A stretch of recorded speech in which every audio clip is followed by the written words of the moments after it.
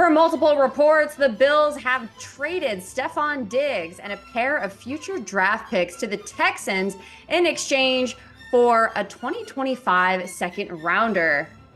As we say hello to our NFL betting expert, Simon Hunter. Simon, I'm looking at this and I'm a little confused. Like, why would the Bills do this? It seems like they're giving up their biggest offensive weapon. They're not getting a lot in return. What is your reaction to this? Yeah, I think off just the get-go, people look at it and they're like, well, this is a bad trade for the Bills. They're losing draft capital that's not that great. Only getting a second round pick in return. The same thing that Claypool went through just a couple years ago. And um, 30 million in dead cap money. It's a bad deal to the Bills. I think it's all off field. It must all be off field stuff because it just doesn't make sense in the football sense why they would move on from a guy who he's only 30 years old. Like he's going to be 31 next season. That that's as good as it gets as an NFL receiver. Like at the same time, your body is still really great and athletic. Your mind is now at the right age where it's like, what defenses are going to do against you. And they are willing to move off all of that just because of whatever is going on off field with him. I know he's done some stuff on social media this off season, but just the way the season ended, where he just disappeared for the second half of the season, his personality and everything like that, I just don't think whatever it was. I honestly think this is a Josh Allen decision. Like they don't move him without Josh Allen's blessing because he's gone. Gabe Davis is gone. What are the Bills doing? I think this is a big deal. People are really questioning what this team is doing. They don't have the same luxury this Chiefs did with Travis Kelce. There is no Travis Kelce for them, right? When the Chiefs moved on from Tyreek Hill, they figured it out. I don't know if the same can be said about the Bills. So a really interesting move and a move that is going to affect them not just this season, but also next with the dead cap money. Very curious. And that would lead you to believe that they have some other plans that they're going to have to be getting to down the road here throughout this offseason. But as it stands right now, would you consider betting on the Bills in any way from a future standpoint, or are you just going to not touch this? No, I wouldn't touch it, especially the fact that they have a first place schedule. I already was going to knock them down, and we expect the Jets to be better than they were last year. Even New England, we expect to be a little better than they were last year. And Miami, we already know, is pretty good. So their division's tough. They have a first place schedule. Now they're down their number one, number two receiver from last season.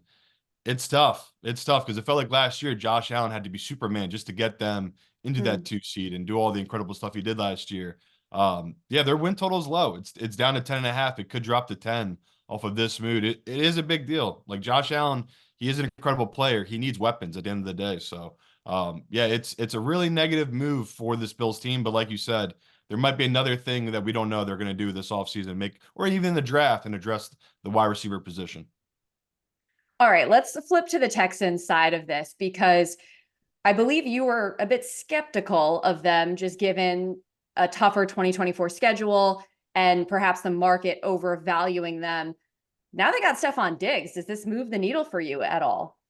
Yeah, it's a big deal. I think he's really good. And whatever happened with him and the Bills last year, as cancerous as it was, I think that's just a long-term thing, right? It was something building over multiple years, where now it's kind of a new fresh start for him in Houston. And you hope he can not be kind of cancerous type he's been these last 2 seasons. So for the Houston side, I love it. The GM knows it's the NFL is very simple nowadays. It's if you have a quarterback on the rookie pay scale, you have to spend all the money you possibly can to try to make the team as good as you can before you have to pay him the second contract. And they're doing that. I mean, they saw how hard it is to get a quarterback that can hit, and they hit on one, and they won their division last year. And now they're just addressing all these needs. And even if the wide receiver position wasn't their biggest need, you never turn down an opportunity to go get someone like Stefon Diggs. Again, and in his prime like position of his career. So for me, I was skeptical of Houston, but I know tons of professionals who love them. They loved them before this move. Now they're just like saying about how smart they are because they're like, oh, we knew they were going to do some type of move. And I can't doubt them because it's like, you're right. Like their win total probably was too low. It opened at 9. A lot of books have it at 9.5 now. It could easily get up to 10. I know from a lot of bookmakers, this is one of the most bet over win totals of the season. So everyone's all in on it, and my job is to be a skeptic. That's just how it is as a professional. And I always say, year two, you do hope for big growth from these quarterbacks, but it's also a full year after teams had film to kind of figure out how to stop this quarterback. So we all expect CJ to take another step, but I wouldn't be shocked if they had the same season they had last year, right? Win their division, win a playoff game, then lose to a superior team in Baltimore or Kansas City. So really love this move, though, because it is setting CJ up to be in the best position they could possibly put him in. Okay, so the Texans are even turning Simon's head, and they already had the shortest odds to win the AFC South. Simon Hunter, thank you. Thank you.